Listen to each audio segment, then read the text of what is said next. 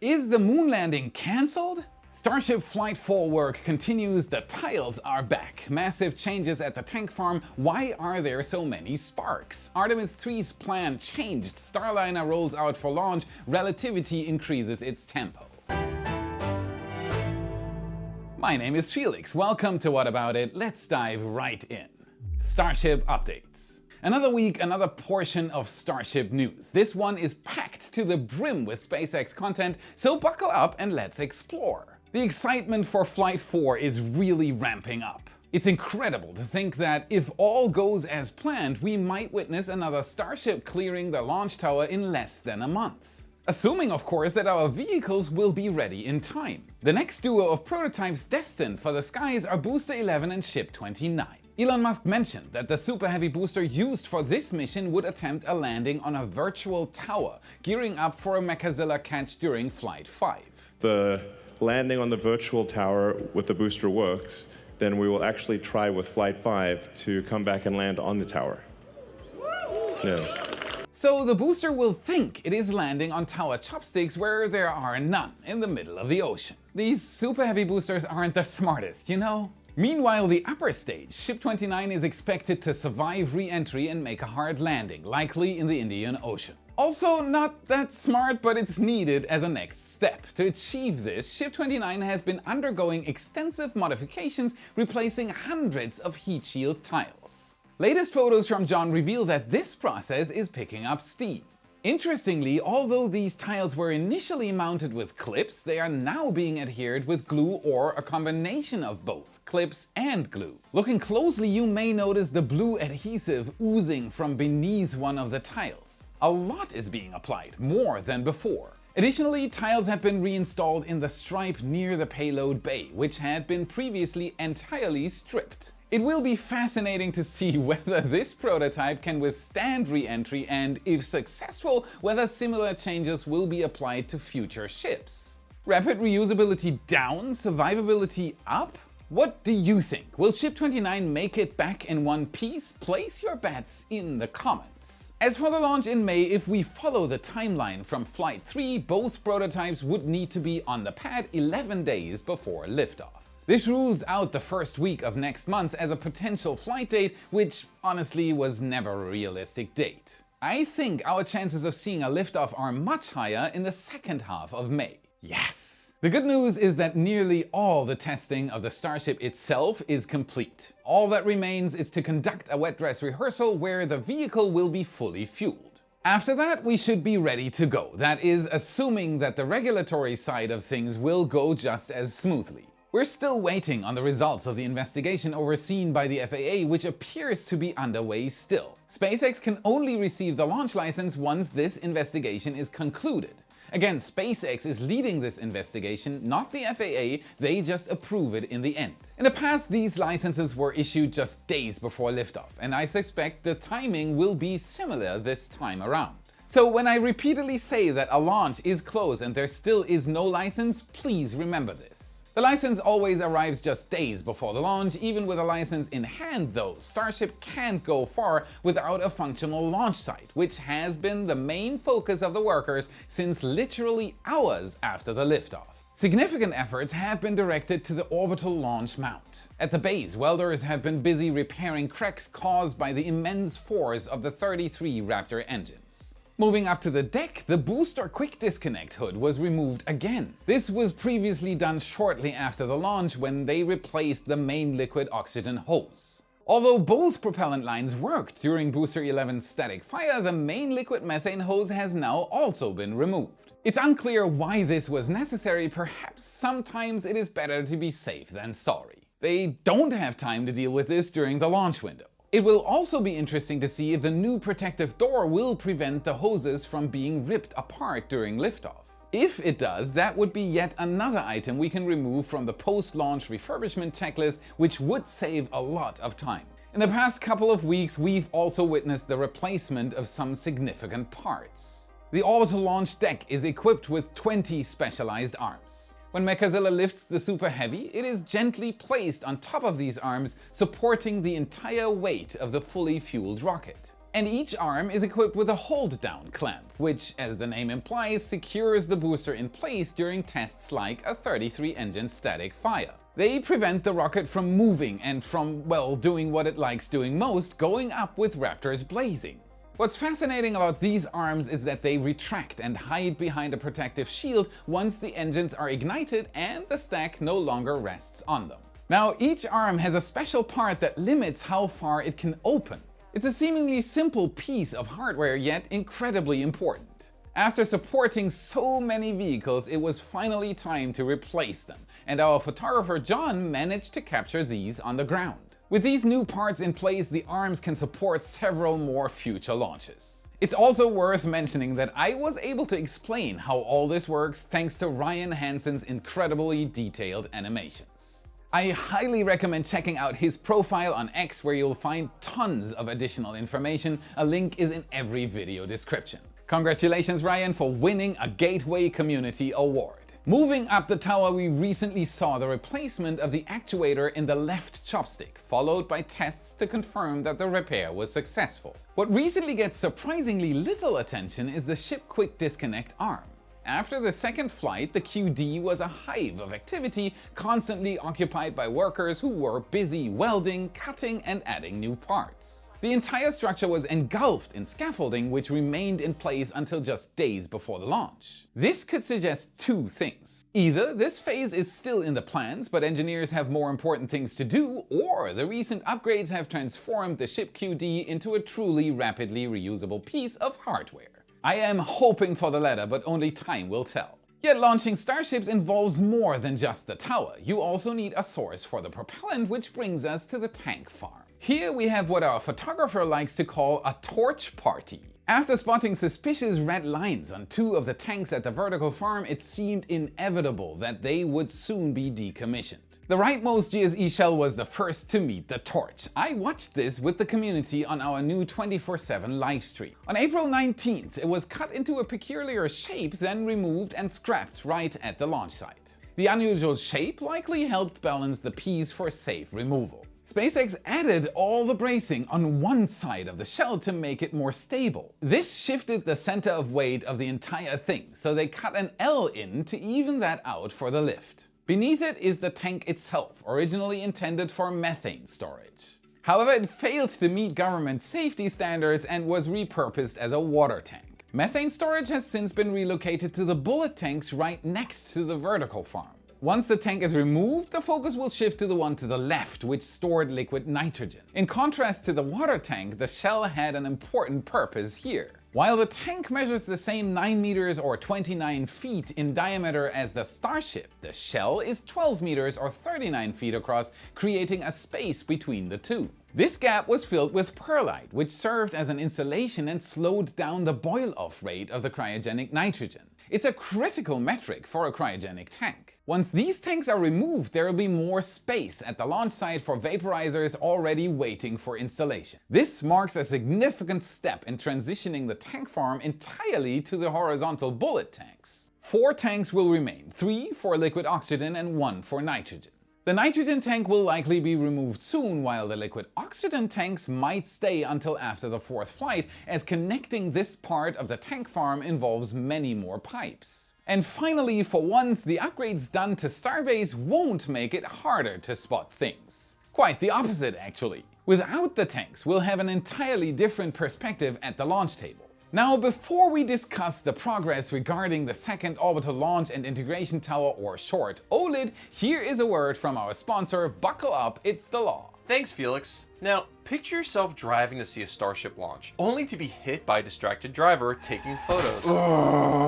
Okay, post-accident procedures, consider seeking legal counsel, especially if you're seriously hurt. Your injury could be worth millions. You can check out Morgan & Morgan, America's largest injury law firm, dedicated to securing your rightful compensation above lowball insurance claims. Just in the last couple of months, Morgan & Morgan saw verdicts of $12 million in Florida, $26 million in Philadelphia, and $6.8 million in New York. 25 times the highest insurance offer, and the fee is absolutely free unless you win. Don't overthink it. Take action to protect your rights. Did you know that you can start a claim with America's largest injury law firm in just a click? It's so easy. You can start your claim now with Morgan & Morgan at forthepeople.com/whataboutit, or click the link in our description. Okay, back to Starbase. While SpaceX is quickly adapting the launch site to allow for rapid reusability, in a perfect world, they would have 2 operational towers. This would allow for continuous testing and upgrades without interruption. And this ideal scenario might soon become a reality. Over the past few weeks, we've seen hundreds of drain wicks installed. These are essentially straws extending deep into the ground to remove trapped water. While this process can take a while, there is a way to accelerate it. Since the soil essentially behaves like a sponge, applying pressure on top can significantly speed up consolidation. This is precisely what SpaceX has been doing recently, piling up a massive amount of soil at the suborbital launch site. And when I say a massive amount, I mean it's not just a truckload or 5. We've seen hundreds of deliveries. They need a lot of soil, thousands of tons of premium Texan dirt. Interestingly, workers recently demolished the concrete berm that separated the launch site from a small piece of wetlands previously off limits. This might indicate that SpaceX has finally received the green light to work on that land. After all, it is a very much needed expansion of the footprint, fingers crossed. Once the ground is stabilized, the piling process can begin. This involves drilling deep holes, inserting rebar cages, and then filling these with concrete. Such a method ensures that the forces from the softer topsoil layers are transferred to deeper, more stable layers underground. Bedrock is needed. However, the construction of the second tower will likely result in the end of suborbital pad B, which is still used for static firing prototypes. But there is no need to worry. Plans are already in place to ensure testing can continue without interruption. This leads us to Massey's. Although fog bays, as we like to call it when the fog just doesn't disappear at all for days, this week prevented us from taking fresh aerial pictures, John still managed to capture some significant developments from the ground. A particular component that had been sitting at Massey's for some time became a huge point of speculation. As many have guessed, this component was indeed the quick disconnect platform for the flame trench. This platform was recently positioned just in front of the diverter, allowing us to snap some photos. A close inspection of the quick disconnect reveals some intriguing details. Here is one for the true experts. Take a look at these 2 pictures. Notice any similarities? After suborbital pad A was cut in half last December, we assumed all its hardware had been scrapped. However, by comparing the wear marks in both pictures, we can confidently say that the quick disconnect panel now at Massey's is the very one from pad A. So in a sense, welcome back pad A. Another exciting feature of this new platform is that SpaceX has taken lessons from its previous stance. The QD is now designed to move both forward and backward to connect to the ship, and left, right, up and down. This is possible thanks to adding actuators and rails on both axes. This is likely a case of future-proofing just in case the QD is moved, but it also means that the prototype won't have to be aligned perfectly up to a millimeter for the whole thing to work. I cannot wait to see this thing in action. Hopefully they'll at least test fit a prototype there in a month or 2.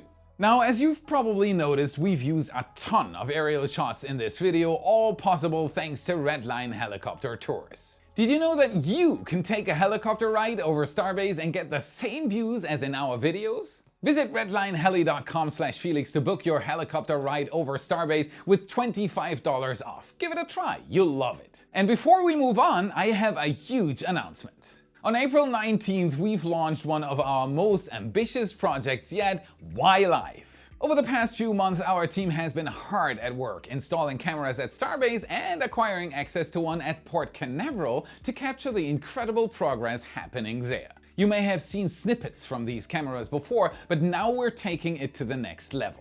A 24/7 live stream allowing you to watch around the clock absolutely for free. This setup will enable us to stream live events like static fires and wet dress rehearsals featuring talented hosts. It enables us to show you some of John's always fresh pictures. We're streaming launches, doing regular live shows, interviewing, and tons of other stuff. This was just launched and there are tons of features still coming. We'll expand to 6 cams at Starbase, have on-site binaural microphones in place, a better connection is coming, and so forth. Big ideas in the making. So what are you waiting for? Check out our live stream. It is featured in the live section of the channel and you'll find a link in the description.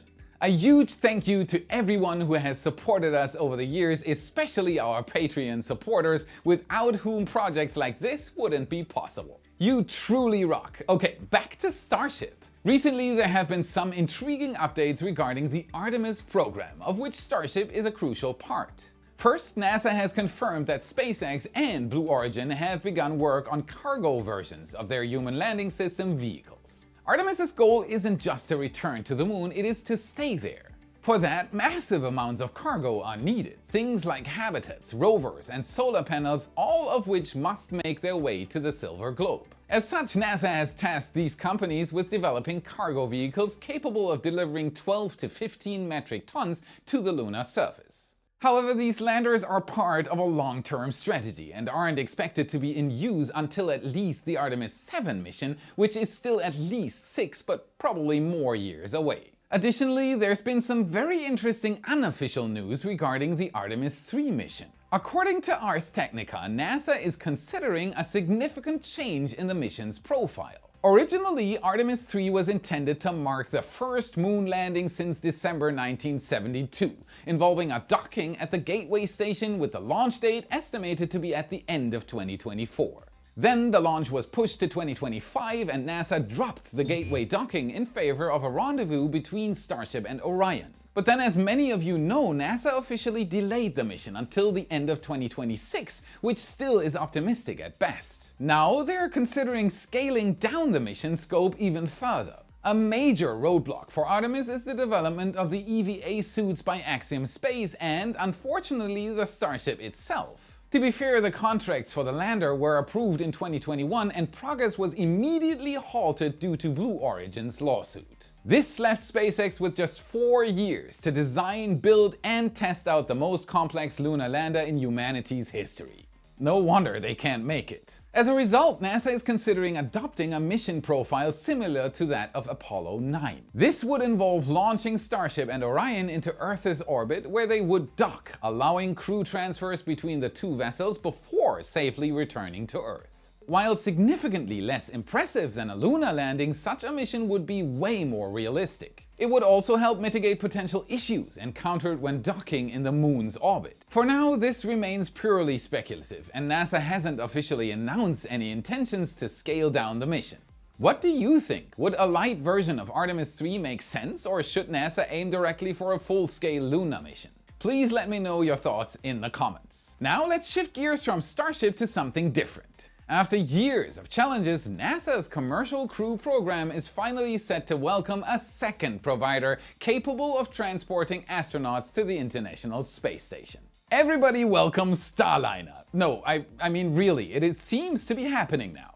After facing many issues over the last few years, the first crew-rated Starliner was rolled to ULA's Vertical Integration Facility, where the 100th Atlas V was already waiting for stacking. While I'd love to declare that there is no turning back now, history with Starliner reminds us that it can still go back even mere hours before the launch. In all seriousness though, I am hopeful that Boeing's engineers have learned from their previous errors and we'll see a perfect crewed launch this time. The planned liftoff for this mission is set for May 6th, and much like with SpaceX's Dragon, the first test crew will include 2 astronauts. This time it's the highly experienced Barry Wilmore and Sunata Williams. We'll keep reporting on this as events unfold. Good luck, Starliner. Lastly, let's talk about Relativity Space, which has progressed at a pace matching SpaceX's. Following the initial flight of Terran 1, the first mostly 3D printed rocket, the company has ambitiously decided to drop it and instead develop Terran R, aiming to rival Falcon 9. As usual with rocket development, it all starts with the engine. Relativity's ANR has progressed from a thrust chamber assembly to a fully operational unit in just over a year, which is incredibly impressive. By December 2023, the first fully assembled ANR made its way to the test stand at NASA's Stennis Space Center. To give you an idea of how crazy the pace of work at Relativity is, in less than 4 hours, their engineers managed to static fire the thrust chamber assembly, disassemble it, swap out an injector, reassemble everything, and return it to the test stand for another round. Like what? Moreover, the company has conducted wind tunnel testing to see how a small-scale model of the Terran R behaves during re-entry. Rarely seen but quite fascinating footage. Given the rapid progress, Terran R's 2026 target launch date is looking increasingly realistic. It's worth noting that even if the rocket design itself doesn't work as intended, Relativity still created a massive metal 3D printer technology which could find plenty of applications across different industries. That's it for today. Remember to smash that like button, subscribe for more awesome content. This is what fuels the algorithm and helps us immensely. Check out our epic shirts in your favorite Space Nerd store. A link is in the description. And if you want to fuel your space IQ even further, watch this video next to continue your journey. Thank you very much for watching, and I'll see you again in the next episode. Rapid reusably post-launch continue. Little attention is the ship quiz special part. Yes.